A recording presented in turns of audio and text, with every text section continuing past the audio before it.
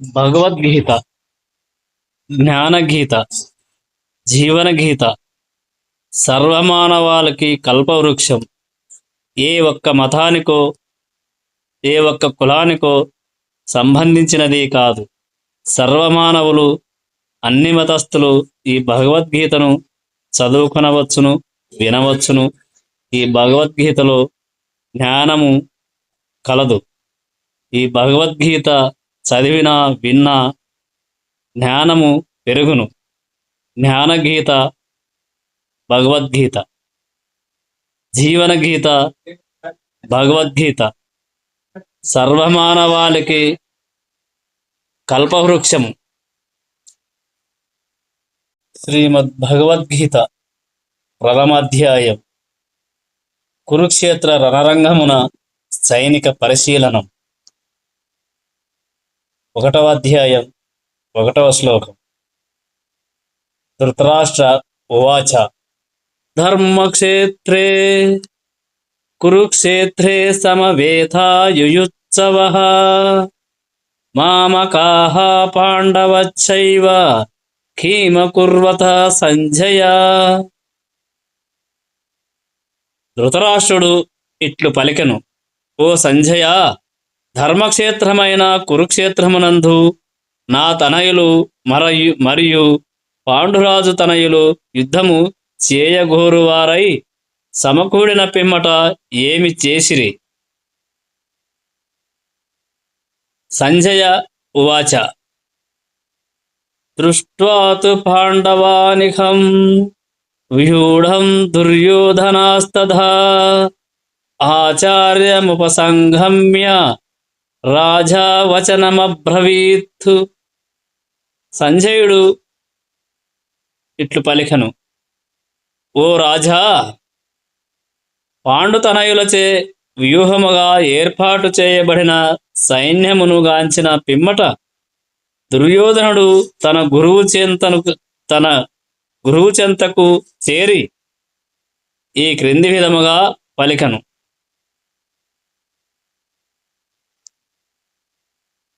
పశ్చైతాం పాండుపుత్రానామాచార్య మహాతిం చముం వ్యూఢాం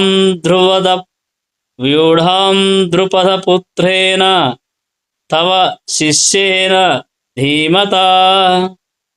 ఓ ఆచార్య, మీ బుద్ధి కుశలుడైన శిష్యుడగు ద్రుపదతనయునితో దక్షతగా ఏర్పాటు చేయబడిన పాండుసుతుల గొప్ప సేనను గాంచుము. 4వ శ్లోకం. అత్ర శూరా మహేశ్వాస భీమార్జున సమయూధి యుయాధానో విరాటచ్చ ద్రుపదచ్చ మహారథః. ఈ సైన్యమునందు భీమార్జునులతో సమానముగా యుద్ధము చేయగల శూరులైన ధనుర్ధరులు పెక్కురుగలరు. యుయుధానుడు, విరాటుడు, ద్రుపదుడు మొదలగు వారు అటువంటి మహాయోధులు. 5వ శ్లోకం. దృష్టకేతుచ్చే కీతానః కాశీరాజచ్చ వీర్యవాన్ పురుజిత్తు కుంతిభోజచ్చ శైభ్యచ్చ నరపుంగవః. దృష్టకేతువు, చేకితానుడు, కాశీరాజు, పురజిత్తుడు, కుంతిభోజుడు, శైభ్యుడు వంటి శూరులైన మహాయోధులను అందు ఉన్నారు. 6వ శ్లోకం. యుధామన్యుచ్చ విక్రాంత ఉత్తమౌజాచ్చ వీర్యవాన్ సౌభద్రో ద్రౌపదేయాచ్చ సర్వ ఏవ మహారథాః. పరాక్రమవంతుడైన యుధామాన్యుడు, శక్తిశాలి అయిన ఉత్తమౌజుడు, సుభద్ర తనయుడు, ద్రౌపది కుమారులను అందరున్నారు. ఈ వీరులందరూ మహారథులు. అస్మాకం తు విశిష్టాయే తాన్నిబోధద్విజతోమ నాయకా మమ సైన్యస్య సంజ్ఞార్థం తాన్ బ్రవీమి తే. కాని ఓ బ్రాహ్మణోత్తమా, నా సేనాబలమును నడుపుటకై ప్రత్యేకముగా యోగ్యులైనట్టి నాయకులను గూర్చి మీ కొరకై నేను తెలియజేసేదను. 8వ శ్లోకం. భవాన్ భీష్మచ్చ కర్ణచ్చ కృపచ్చ సమితింజయః అశ్వత్థామా వికర్ణచ్చ సౌమదత్తిస్తతథైవ చ.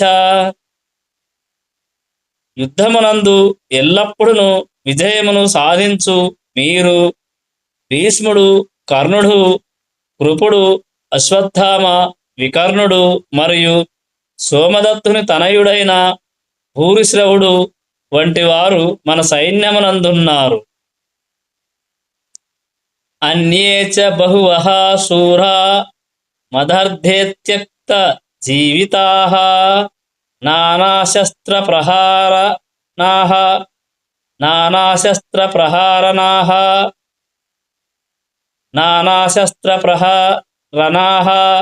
సర్వే యుద్ధ విశారదాః. నా కొరకు తమ జీవితములను త్యాగము చేయుటకు సిద్ధపడియున్న వీరులు ఇంకను పలువురు కలరు. వారందరూ పలు విధములైన ఆయుధములను దాల్చిన వారు మరియు యుద్ధ నిపుణతను కలిగిన వారును అయ్యున్నారు. 10వ శ్లోకం. అపర్యాప్తం తదస్మాకం బలం భీష్మాభిరక్షితం పర్యాప్తం తీదమేతాశాం బలం భీమాభిరక్షితం. మన సైన్య బలము లెక్కింప వీలు లేనిదిగా ఉన్నది మరియు మనము పితామహుడైన భీష్మునిచే సంపూర్ణముగా రక్షింపబడుతున్నాము. కాని భీమునిచే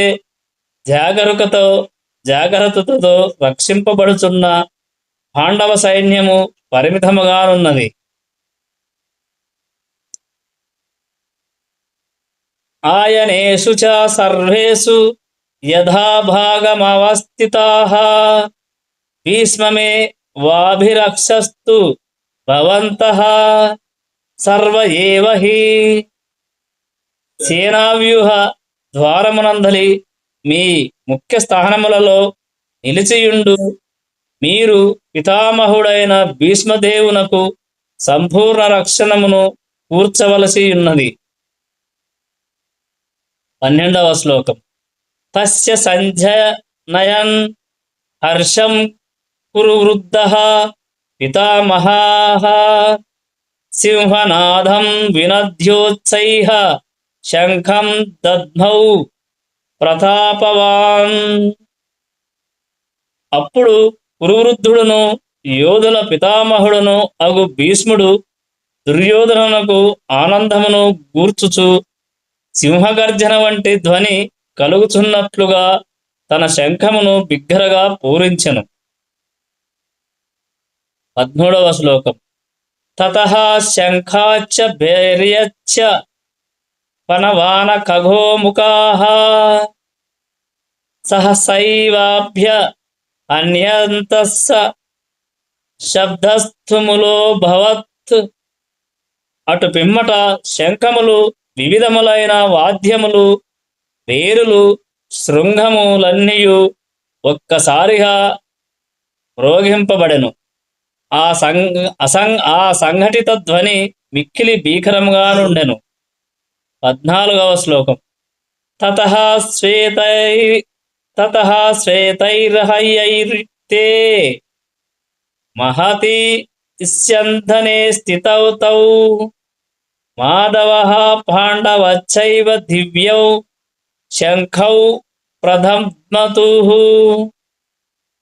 ఎదుటి పక్షమున తెల్లని గుర్రములతో పూంచబడిన మహారథమునందు స్థితులైనట్టి శ్రీకృష్ణ భగవానుడు, అర్జునుడు కూడా తమ దివ్యములైన శంఖములను పూరించిరి.